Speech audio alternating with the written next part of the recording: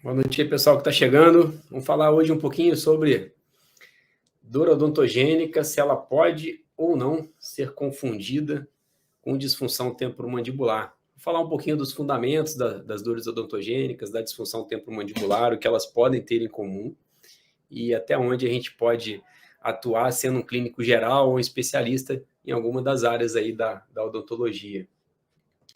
Provavelmente você já teve algum caso de paciente que chegou com uma dor, com queixa de dor de origem dentária, e o paciente, e essa dor refletia para a região de articulação temporomandibular. Ou vice-versa, o paciente tinha uma dor na região temporal ou na região de masseter, e essa dor, ela refletia para a região dentária, ou seja, para o dente do paciente. Então, essas condições acabam sendo muito comuns dentro da odontologia, principalmente nós dentistas que fazemos muitos atendimentos emergenciais. Acaba que a nossa rotina clínica, a nossa vida clínica, acaba sendo muito mais atendimentos emergenciais, de dor, de fraturas, do que propriamente de tratamentos preventivos. E a gente tem batalhado muito para isso, para fazer com que o paciente tenha um entendimento maior da saúde bucal e que ele realmente procure o profissional com uma frequência maior e tenha um cuidado maior na prevenção, e não nos procure apenas nos momentos de emergência. Vou falar rapidamente para vocês aqui, até o pessoal ir chegando, falar um pouquinho de situações clínicas que apareceram para a gente hoje e que eu acho que é bem interessante compartilhar com vocês. Então, tivemos aí uma das situações hoje, um caso clínico de uma paciente que teve um diagnóstico de migrânia sem aura. Migrânia sem aura, quem não conhece, é um tipo de cefaleia primária, que, na verdade, é a migrânia, é a enxaqueca, mais comum falando. Então, a enxaqueca clássica seria a mesma coisa que migrânia sem aura. Então, o paciente tinha esse diagnóstico, foi feito por um neurologista, e ela já faz um tratamento, um acompanhamento medicamentoso para controlar essas dores. E a queixa da paciente realmente, ela tem todo o relato na tomada de história de uma migrânia realmente sem aura. E nesse caso clínico de hoje, estou só fazendo um breve resumo aqui, que eu acho que essa parte de clínica, de vivência clínica, de casos clínicos, é bem interessante para quem quer trabalhar com DTM, dor orofacial de uma maneira geral. E como foi um caso bem interessante, teve mais uns 2 casos interessantes, e no final da live de hoje eu conto um pouquinho dos outros 2. Então, especificamente essa de tomada de história da queixa do paciente, e realmente o paciente tinha toda uma sintomatologia que chegava ao diagnóstico claro dessa enxaqueca, dessa migrânia sem aura, que nada mais o paciente tinha uma dor de intensidade 8, uma dor pulsátil, e era uma dor, só que não era uma dor unilateral, o paciente tem uma dor bilateral. A dor, ela é exacerbada com atividades físicas, a paciente tem náusea e tem vômito durante as crises de cefaleia, e tem também fotofobia e fonofobia, ou seja, aversão à luz e aversão a falar durante as crises das dores de cabeça, da cefaleia. Tá? Então, ela se enquadra, você consegue fechar dentro dos critérios para diagnóstico de cefaleia primária, de migrânia, você consegue fechar o diagnóstico para migrânia. Então, essa mesma paciente, ela procurou uma das nossas alunas e falou, o profissional me indicou aplicar toxina botulínica para aliviar essa sintomatologia minha, porque o tratamento medicamentoso não está tendo sucesso, a gente já fez inúmeras alternativas e não conseguimos um resultado interessante no meu caso, então ele me sugeriu aplicar toxina botulínica. Como a minha aluna já é uma aluna mais antiga no curso, então ela já tem mais vivência, ela falou, não, faz o seguinte, vai lá no curso nosso e vamos fazer uma avaliação clínica. E nessa avaliação clínica, ela mesma percebeu, por meio dessa tomada de história, mais a avaliação clínica roteirizada dessa metodologia que a gente utiliza, que é o Expand-DTM, ela conseguiu chegar ao diagnóstico de uma cefaleia atribuída a DTM, que é uma cefaleia secundária, ou seja, a causa primária da dor do paciente é a disfunção temporomandibular, e ela tem uma cefaleia secundária a essa dor. E, ao mesmo tempo, a paciente também tem essa migrânia sem aura, ou seja, a paciente ela tem 2 doenças atuando ao mesmo tempo. Ela tem a migrânia sem aura, que já tinha sido diagnosticada por um neurologista, e ela tem também a cefaleia atribuída a DTM, que é um dos subtipos lá de desordens dolorosas da disfunção temporomandibular. Então, a gente já fez prontamente já todo o nosso roteiro de tratamento para essa paciente e vou falando para vocês depois como que vai ser toda a evolução. A experiência que eu tenho, que acontece realmente na prática, é que esses pacientes que têm duas doenças atuando ao mesmo tempo nele, ou seja, o paciente tem uma cefaleia primária, uma migrânia, e tem a DTM. Quando você controla uma das duas doenças, ou seja, você tira, por exemplo, a DTM e fica só a cefaleia primária, só a migrânia cerebral, o que acontece com esse paciente? As crises de enxaqueca desse paciente, que eram semanais, elas começam a ficar mais espaçadas, começam a ficar mensais, bimensais ou até semestrais. Por que isso? Quando você tem duas doenças atuando ao mesmo tempo e doenças que geram impulsos nervosos para a dor chegar ao sistema nervoso central e ser percebida, quanto maior a quantidade de impulsos nervosos que chega no sistema nervoso central, o que acontece com esse cérebro do paciente? Ele começa a ter o que a gente chama de sensibilização central e você tem dentro de qualquer indivíduo o que a gente chama de limiar de dor. E esse limiar de dor no paciente que tem uma sensibilização central mais exacerbada, esse limiar de dor ele começa a ser baixo. A partir do momento que você remove uma das doenças que está causando uma quantidade exagerada de impulsos nervosos chegando ao sistema nervoso central para ser percebida a dor, você removeu uma dessas doenças, o limiar de dor desse paciente, que estava muito baixo, ele começa a aumentar. Ou seja, o paciente começa, a grosso modo falando, fica mais resistente à dor. Então, isso é uma coisa que acontece e essa doença de base, essa cefaleia primária, a enxaqueca que ele tem, ela começa a ficar mais espaçada por isso. Então, uma situação clínica que acontece corriqueiramente e foi um caso clínico que chegou hoje para a gente, achei interessante compartilhar com vocês. Agora, vamos para o tema da live de hoje, falando um pouquinho da dor odontogênica, se ela pode ser confundida com DTM ou não, e, ao mesmo tempo, fazer uma relação da DTM também, se ela pode ou não causar essa dor odontogênica, ou pelo menos mimetizar uma dor odontogênica. Então, eu tenho um trabalho de ajudar dentistas a diagnosticar e tratar a disfunção temporomandibular, e o nosso grande objetivo é formar mais profissionais para realmente aprenderem a lidar com a disfunção temporomandibular e ter uma maior segurança, tanto no diagnóstico quanto no tratamento. Eu sou o Lucas Carvalho, bem-vindos aí ao meu canal Expert em DTM mais uma vez. Então, vamos pensar um pouquinho na dor odontogênica, lembrar alguns conceitos da época da graduação que acabam sendo esquecidos, para a gente poder entender a possível relação entre uma dor odontogênica e a disfunção temporomandibular.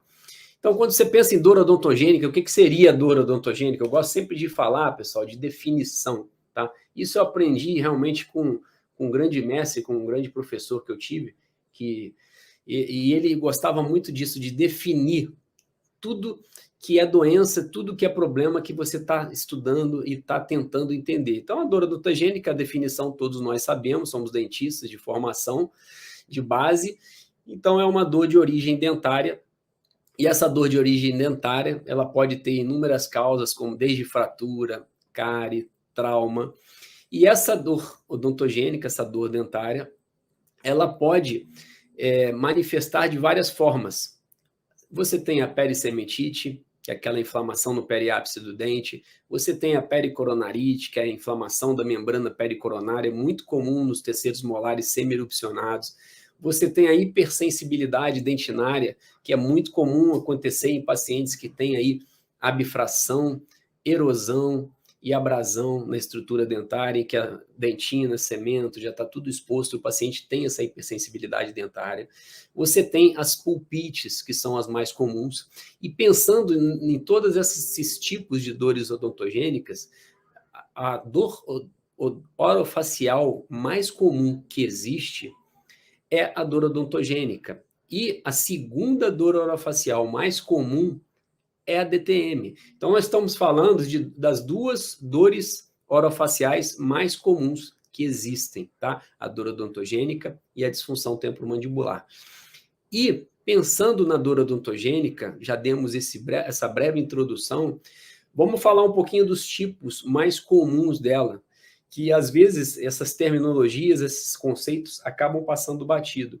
Agora, se você me perguntar, mas mesmo na área de DTM, dor orofacial, você ensina esses conceitos de dor odontogênica? Claro, ensinamos. Dentro da nossa metodologia, nós temos até professor convidado na área de endodontia, professor renomado, que dá uma aula como professor convidado dentro dessa metodologia. Então, a gente acaba englobando toda essa parte de dor orofacial de uma maneira geral. Então, nós que trabalhamos com dor orofacial, precisamos entender a fundo todas essas dores orofaciais. E a dor odontogênica faz parte do nosso dia a dia como dentista.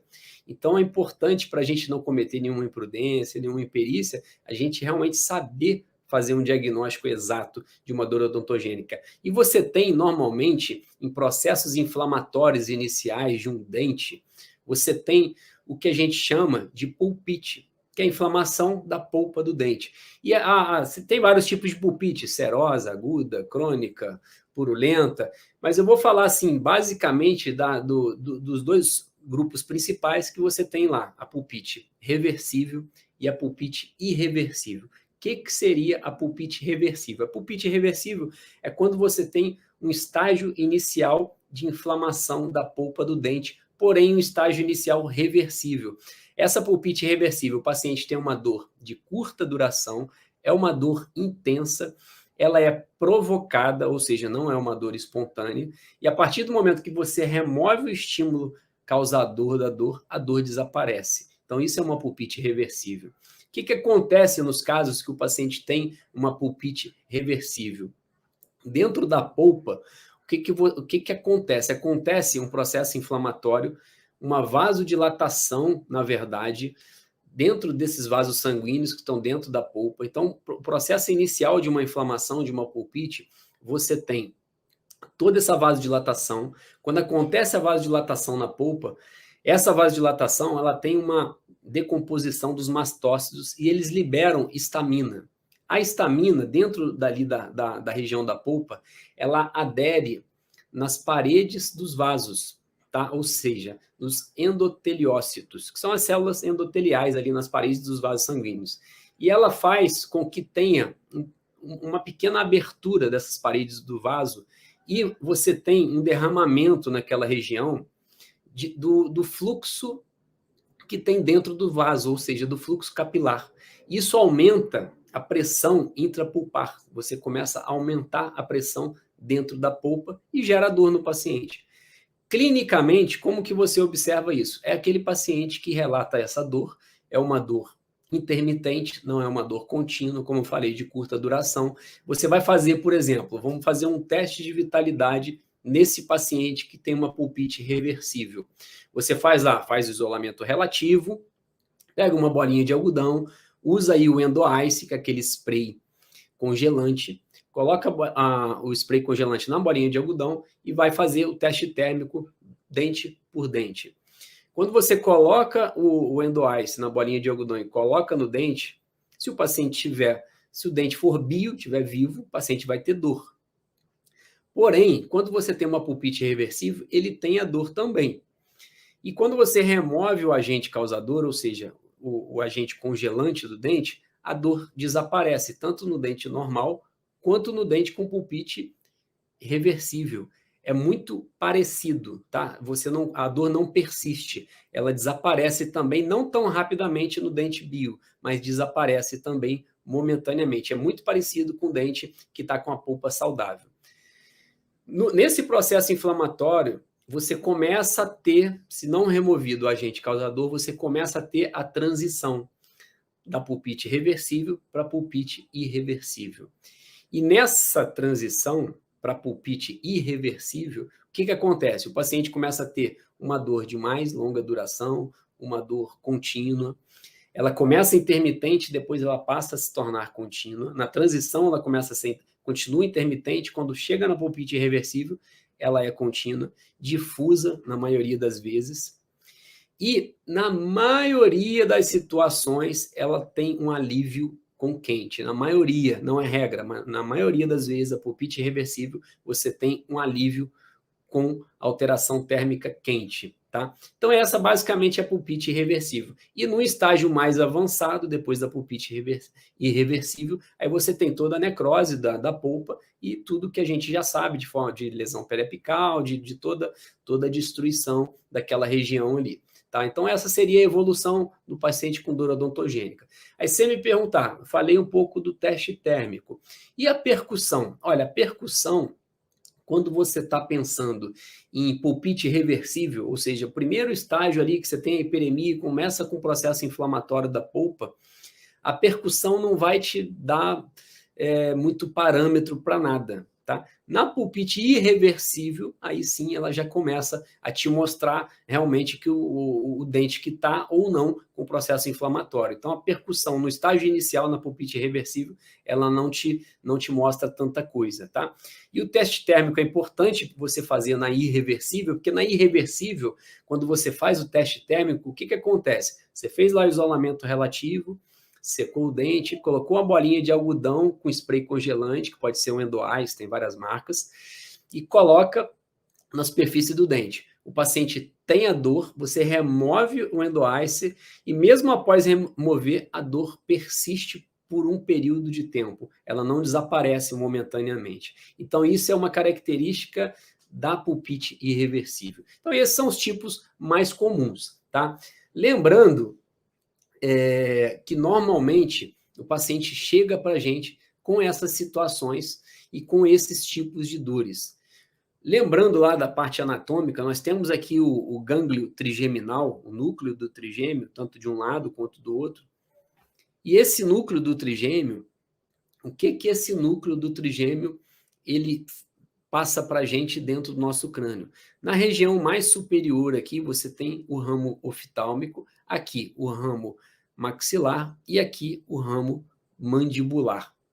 Então, esses ramos, eles inervam também toda essa estrutura muscular aqui, ó, de temporal, de masseter e de articulação temporomandibular. Então, a mesma inervação que passa lá na parte dentária, passa também nos músculos da mastigação, são ramificações diferentes, mas passam também tanto nos músculos da mastigação, parte ligamentar, quanto articulação temporomandibular, tá? Então, por isso que às vezes é muito comum o paciente chegar para você, doutor, estou com uma dor aqui nesse molar inferior. E essa dor, doutor, ela está irradiando aqui, ó, para dentro do ouvido.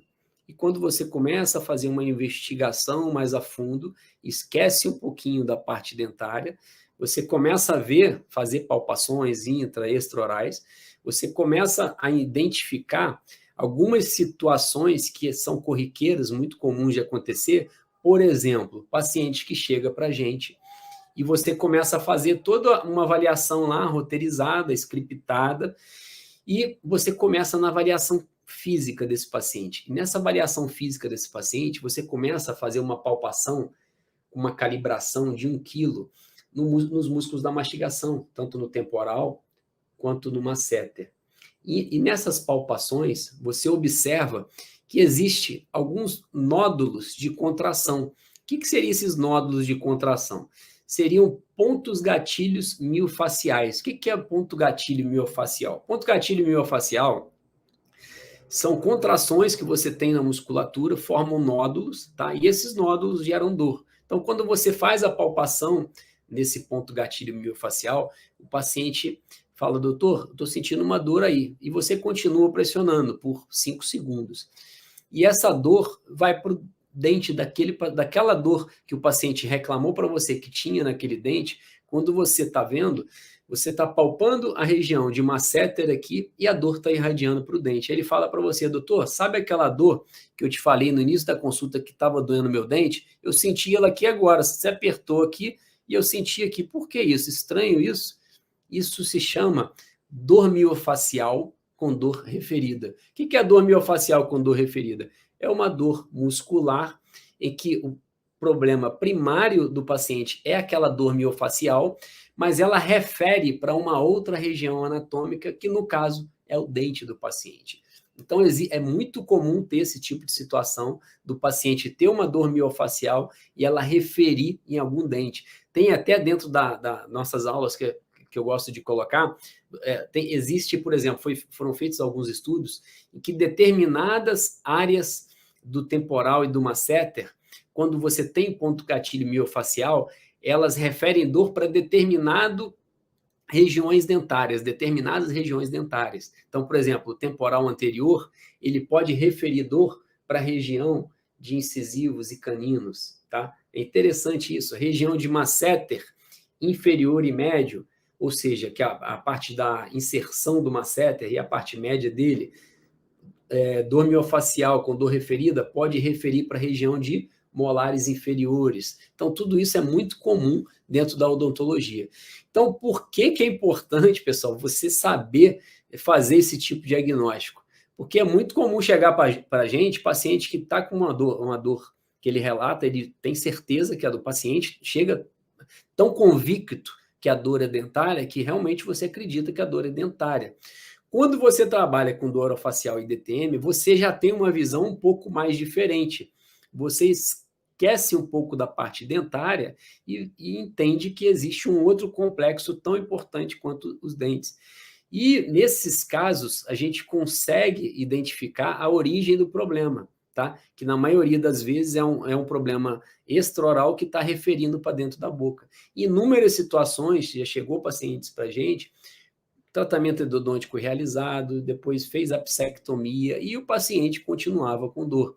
E numa avaliação, você consegue perceber que o que estava causando a dor era a dor no dente do paciente, era uma dor muscular. Então, olha a cara que você fica perante o paciente quando você não sabe fazer esses tipos de diagnósticos aí precisos.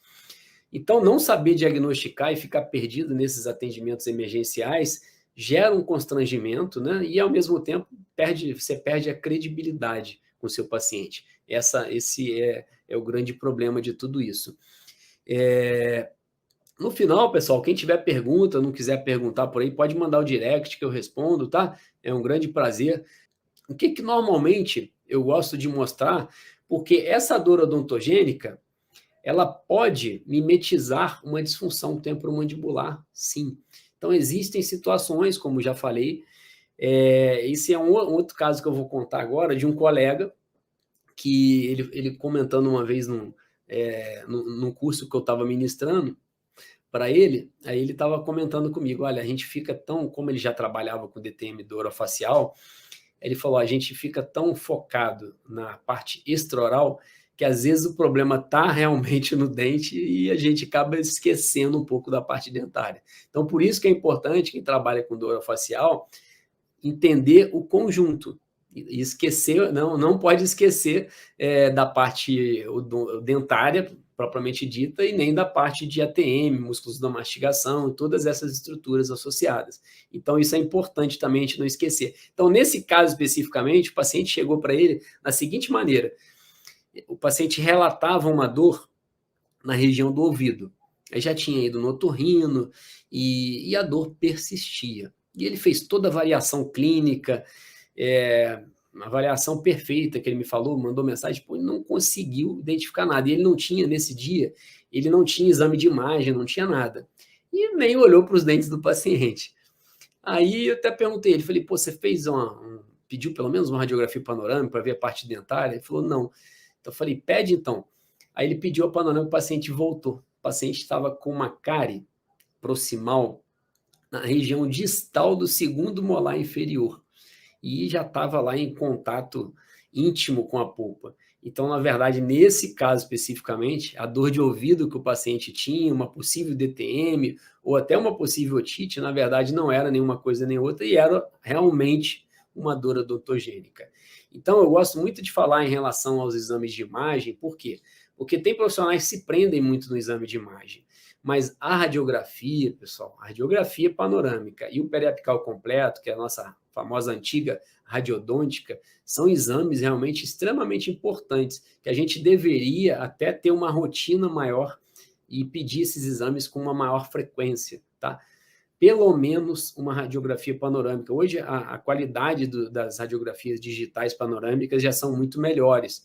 Mesmo ela sendo uma radiografia ampliada, alguns laboratórios até já conseguem fazer uma proporção de 1:1, mas elas sempre têm normalmente uma ampliação de 25%, 30%, então você perde um pouquinho na nitidez, mas ela te mostra situações. Teve uma outra situação que aconteceu também, do paciente se queixando de uma dor de origem dentária, chegou para a gente, mesmo numa situação parecida, só que o problema era mais grave. E avaliação clínica, a parte dentária, o dente, a sintomatologia de dente vivo, não tinha necrose em nenhum dos dentes, e não tinha dor à percussão, não tinha, ao teste térmico, os dentes todos responderam normalmente. Aí eu falei, vamos fazer uma radiografia panorâmica. Eu gosto de fazer exame radiográfico para consulta inicial, panorâmica e periópico ao completo, que eu acho que a fundamentação da odontologia, a gente precisa de uma imagem para avaliar dente, isso é importante, tá? Então você precisa.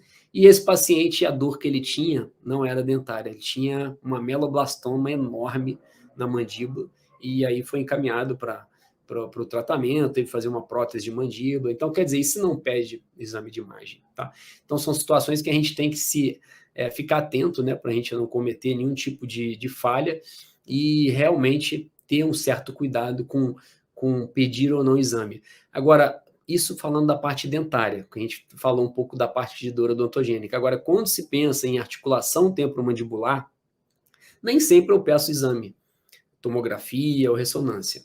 Então, a tomografia, normalmente eu peço quando eu suspeito de algum processo de destruição óssea na ATM, ou seja, um processo degenerativo, como a osteoartrite, por exemplo, ou osteoartrose, e isso é a tomografia computadorizada com anibinha, do feixe cônico.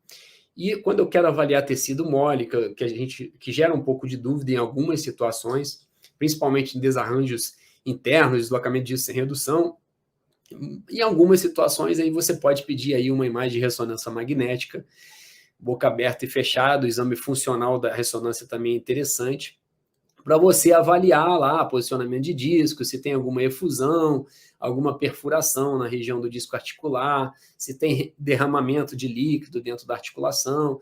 Agora, é sempre importante você saber interpretar o exame, não adianta você só pedir o exame e só ler o laudo que vem no laboratório, você tem que saber ler o exame e interpretar mesmo, não ler o que está escrito, mas ver a imagem e saber interpretá-la, senão não adianta em nada você estar pedindo um exame de imagem de ressonância magnética. Acho que não é legal você pedir o exame primeiro de uma ressonância para depois ver o que você vai fazer, tá? Então, o ideal é a gente realmente ter uma boa formação, ter conhecimento na área de DTM, dor orofacial, para aí sim você analisar a necessidade ou não do exame de imagem. Agora, existem algumas exceções em que a dor odontogênica ela pode também gerar uma DTM. O que vocês acham? Então, a gente já viu que a dor odontogênica ela pode mimetizar uma DTM, tá? Ou seja, o paciente realmente tem a dor odontogênica e você tem uma dor irradiada referida para a região da TM, ou até mesmo músculos da mastigação. Já conversamos que o contrário é verdadeiro, que o paciente pode ter uma dor miofacial, e essa dor miofacial está gerando, por ter um ponto gatilho miofacial, está tendo uma dor referida numa outra região anatômica, que no caso é a região dentária, tá? Então, você acha que a dor é dentária e, na verdade, a dor é muscular. Ou você acha que a dor é na TM, na verdade, a dor é realmente odontogênica. E quais seriam as exceções em que a dor odontogênica pode gerar DTM? Existe o paciente que tem a dor odontogênica e tem também a DTM, tá?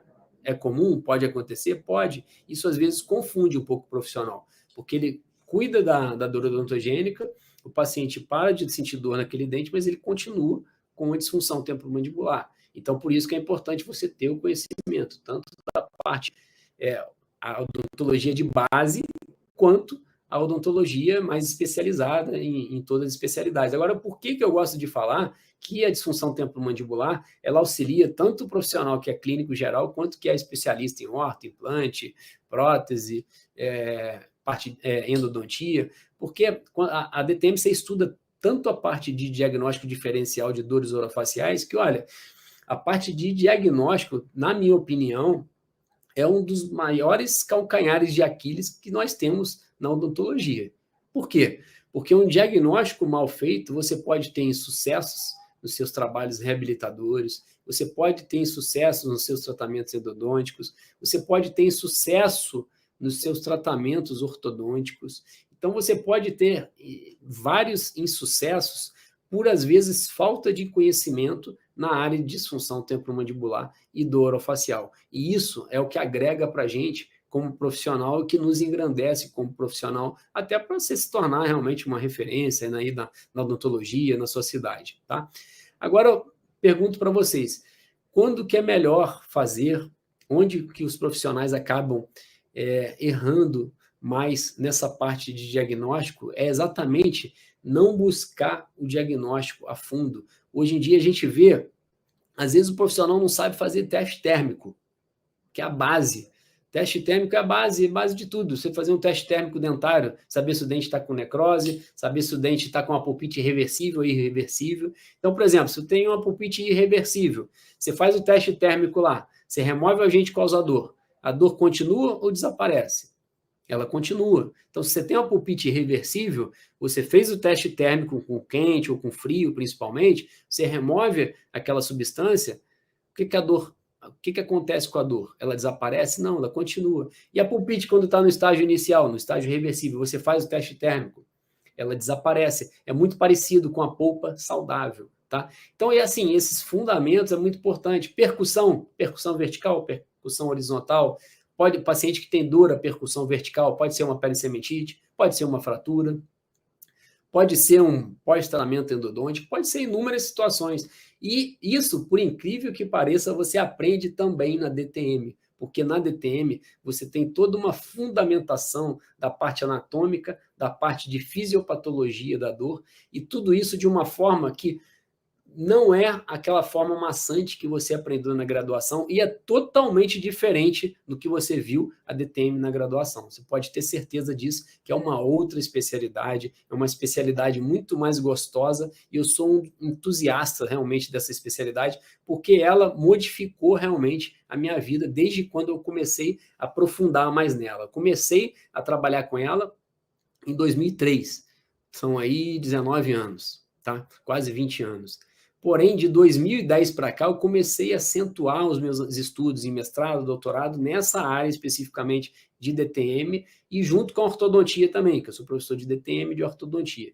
Então, isso para mim, dentro realmente da minha área profissional, a DTM ajudou para caramba. Então, eu estimulo muito essa garotada nova, o pessoal que está começando, a aprender a sua especialidade, que você realmente aprende a diagnosticar uma pulpite, a diagnosticar qualquer tipo de dor orofacial, tá? Hoje mesmo estava com uma aluna lá, você vê que a aluna já sabe, pô, diagnosticar uma migrânia com aura e sem aura, sabe? Pô, dentista sabe fazer um diagnóstico claro de migrânia com aura e sem aura? Não é qualquer um dentista que faz, tá? Porque é um diagnóstico que normalmente quem faz é o neurologista. Então, você vê que é gostoso você ver que o profissional está evoluindo. Você pega aí pacientes. Agora nós pegamos aí paciente com 10 anos de dor.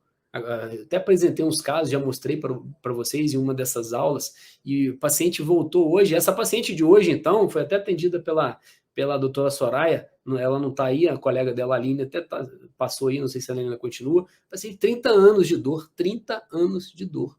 Está sintomática. Ela teve lá hoje, está assintomática, não tem nada. E você acha que nós fizemos algum procedimento cirúrgico nela? Nenhum.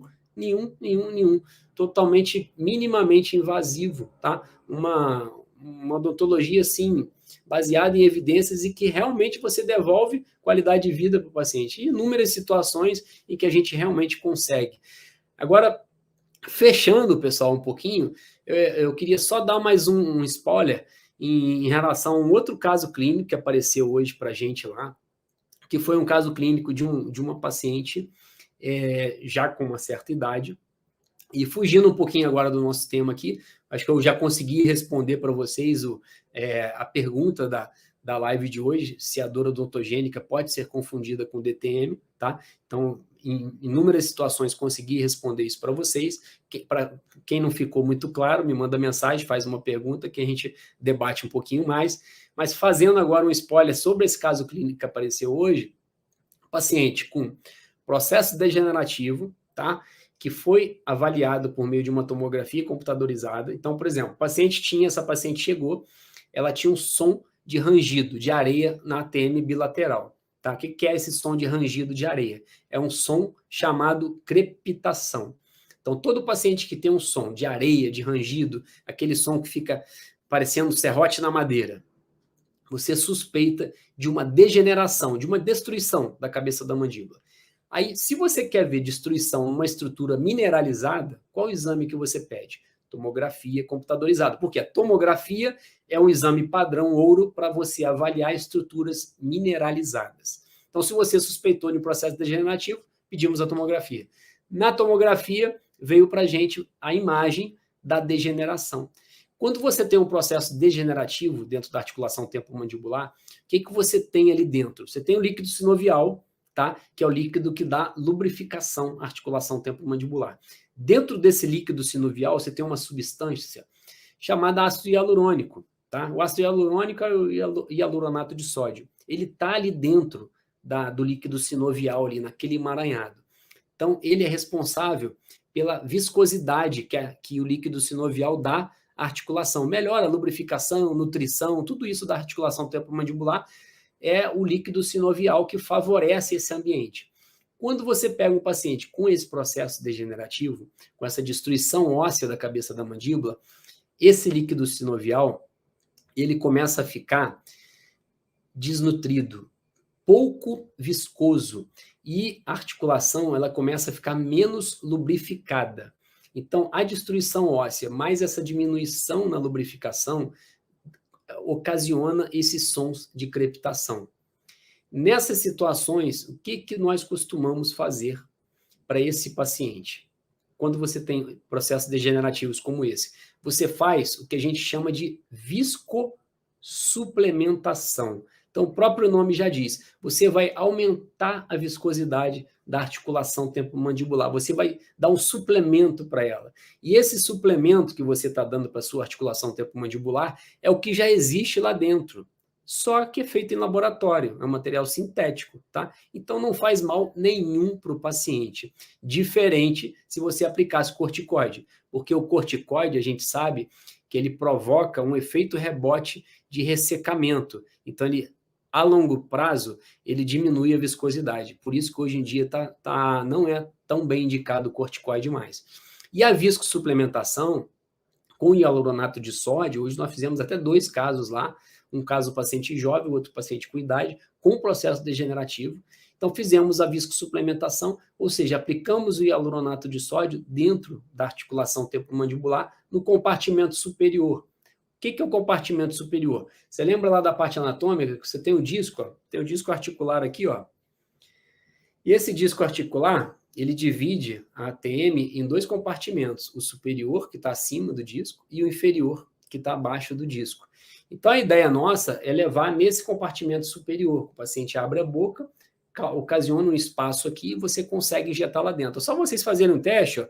Coloca o dedo aqui, ó, na frente da região do tragus, palpa aqui essa região do polo lateral da ATM e abre um pouquinho a boca. Vocês vão ver que vai dar um fundinho aqui, ó. Vai ficar fundo aqui, ó. Aonde ficou fundo é porque a cabeça da mandíbula saiu daquela região. Se ela saiu, ocasionou um espaço ali e você vai conseguir, com a agulha, acessar o compartimento superior. É técnica, tá? É técnica. Hoje, as 2 aplicações, 2 alunos fizeram. Isso é puramente técnica e domínio de anatomia, tá? Então, a gente tem todo esse passo a passo. O que aconteceu com o paciente momentaneamente? Esse paciente mais idade, você toca no paciente, aquele som que tinha de crepitação é assim, é fantástico. Desaparece. Momentaneamente ele desaparece. E ele tem esse líquido, ele tem um efeito por uns 6 meses, mais ou menos, tá? E normalmente você faz um protocolo aí de 4 aplicações, tá? 4 aplicações, mínimo 30 dias entre uma aplicação e outra. Então, só um spoilerzinho do que foi aí o nosso dia hoje, na parte de curso presencial, que é um curso de especialização que a gente toca numa cidade aqui do interior do estado do Rio, região sul-fluminense, chamada Valença, tá? Então, semana corrida essa aí, mas graças a Deus conseguimos aí finalizar mais uma semana. Hoje é sexta-feira, dia de dar aquela relaxada. Aproveito para desejar para vocês aí um excelente final de semana. Boa noite aí, bom descanso. Se alguém tiver alguma pergunta, manda aí que vamos responder sempre com com todo o entusiasmo que eu tenho aí pela odontologia e em busca sempre de ajudar nossos pacientes. Fiquem com Deus aí, uma semana abençoada para todos e nos vemos na segunda-feira. Um bom descanso e fiquem com Deus.